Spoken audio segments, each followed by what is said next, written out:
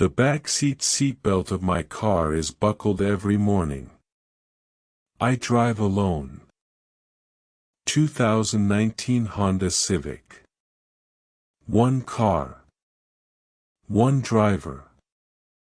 Park in the garage. Lock the car. Go inside. Dropped my phone last March.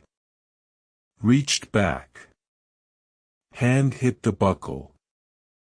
Thought a friend had left it. None had been in the car for months. Unbuckled it. Locked the car. Went inside. Buckled again by morning. Set the dashcam to record overnight. Footage shows an empty back seat. Audio captures a buckle clicking at 3:14 a.m. Last week the belt was pulled tight. Like it was holding something heavy in place. I park on the street now. My dashcam now records the belt unbuckling at 7 a.m. The same time I leave for work every day.